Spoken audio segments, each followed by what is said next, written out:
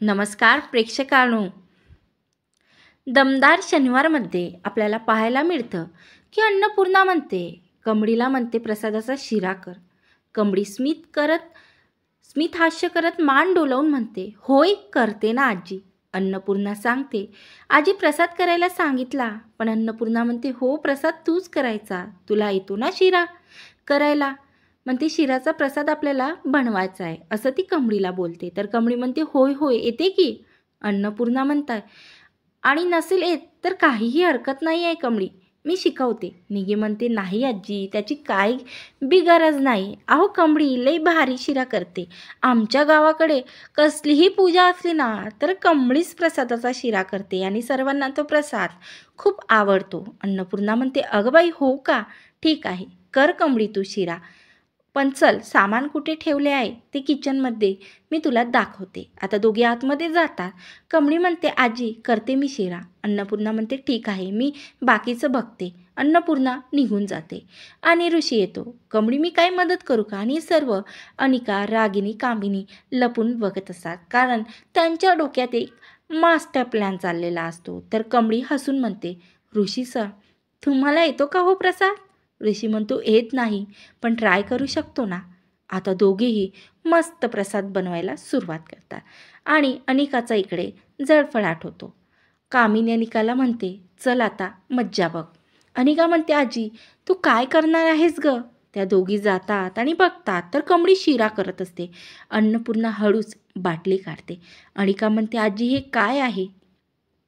कामिनी म्हणते, रॉकेल. आता हे रॉकेल त्या प्रसादात जाणार आणि त्याची चव दुप्पट वाढणार.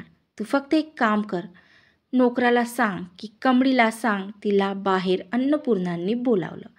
आणि नोकराला अनिका सांगते, तू जा एवढं काम कर. आणि ते कमळीला म्हण, तुम्हाला अन्नपूर्णा मॅडमनी खाली बोलावलं. तर कमळी खाली येण्यानंतर बघते तर अन्नपूर्णानं कमळीला बोलावलेलंच नसतं. आणि आता त्या ठिकाणी कामिनी, रागिनी, अनिका ह्या जातात आणि जो कमळीनं शिरा बनवलेला असतं, प्रसाद पूजेसाठी बनवलेला असतो, त्या प्रसादामध्ये आता त्या रॉकेल टाकतात.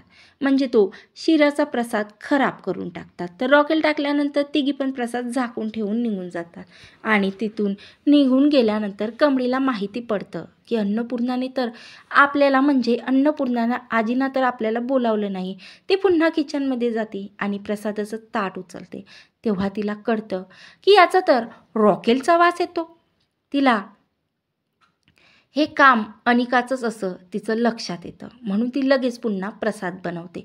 म्हणून पुन्हा शिरा बनवते. आणि जेव्हा आता पूजेमध्ये सर्व आरती वगैरे झाल्यानंतर सर्वांना अन्नपूर्णा म्हणते की प्रसाद दे, तेव्हा अन्नपूर्णा आजी म्हणते की कमळी तू तुझ्या हातानेच सर्वांना प्रसाद दे. त्यानंतर कमळीनं अगोदरच त्या तिघींसाठी वेगळा प्रसाद आणि तो रॉकेलचा प्रसाद बाजूला काढलेला असतो. तर सर्व बाकी मंडळीसाठी वेगळा प्रसाद काढलेला असतो. तर आता सर्वांना प्रसाद देतात आणि ह्या तिघी पण खूप खुश असतात की आता सर्वच जण रॉकेलचा प्रसाद खाऊन कमळीला मात्र खूप ओरडतील. म्हणून या तिघी पण खूप खुश असतात आणि तिघींना पण प्रसाद देतो.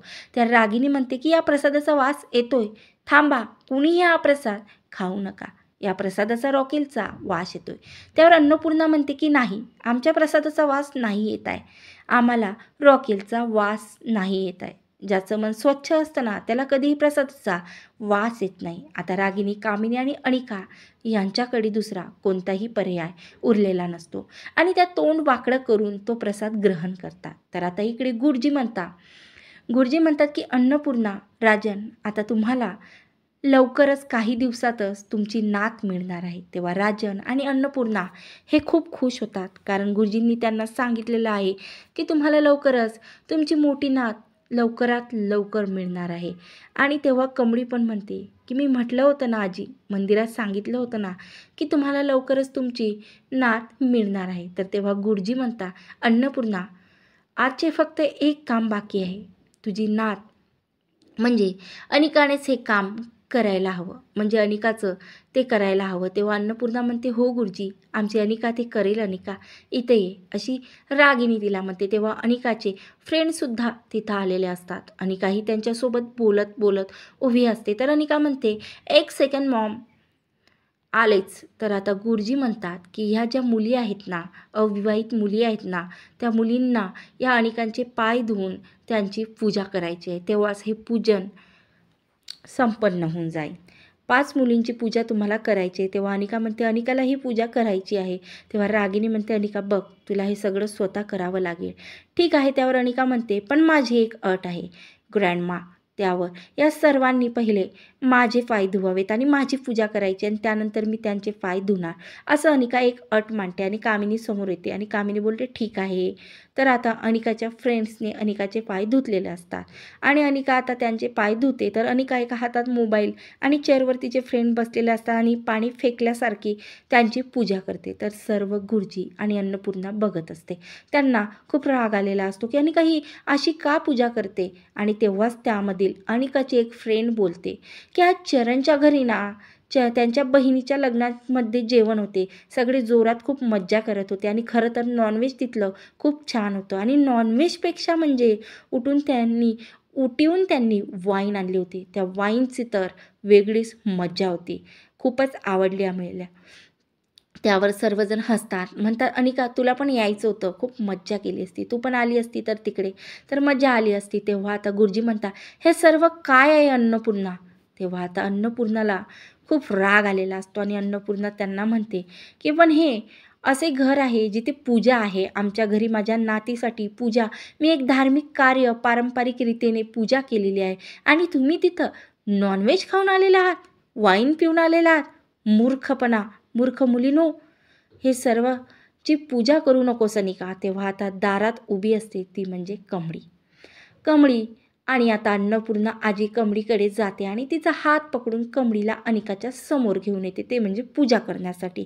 तर आता अनिकाच्या समोर कमळीला आणल्यानंतर अनिकाला खूप राग आलेला असतो. आता अन्नपूर्णा म्हणते की आता तू कमळीची पूजा करायची, या सर्व नॉनव्हेज खाऊन आलेल्या मुलीची तुला पूजा करण्याची काहीही गरज नाही आहे.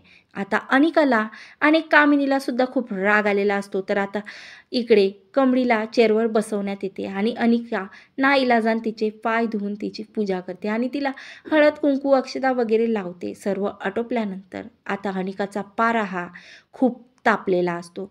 अनिका रागावलेली असते आणि तिला जेवण पण करायचं नसतं, म्हणून ती रूममध्ये गेलेली असते. आता इकडे रागिनी म्हणते की या कमळीची पूजा तर झाली आहे, पण आता मी हिचा एवढा अपमान करणार आहे ना की इकडे परत कधी आलीच नाही पाहिजे. तर आता निगी कमळीला म्हणते की मला खूप भूक लागली आहे कमळी, आता आपण जेवण करूया. तर इकडे डायनिंग टेबलवरती सर्वांना जेवण सर्व केलेलं असतं. तर तिथं अन्नपूर्णा आजी नसते, ती दुसऱ्या कामासाठी दुसरीकडे गेलेली असते. तर आता इकडे आता निगी आणि कमळी हे जेवण करण्यासाठी येतात. तर तिथं रागिनी आणि अनिका कामिनी यांना डायनिंग टेबलवर बसू देत नाही.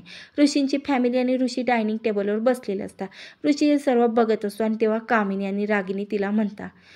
तेव्हा रागिनी म्हणते पार्वती तू जिथे पाणी घातलेस ना, म्हणजे तू नेहमी जिथं जेवण करतेस ना तिथं यांना पान घाल. जिथं चपला ठेवलेल्या आहेत ना सर्व पाहुण्यांच्या, तिथे या दोघींना जेवायला वाढ. हेच त्यांची जागा आहे.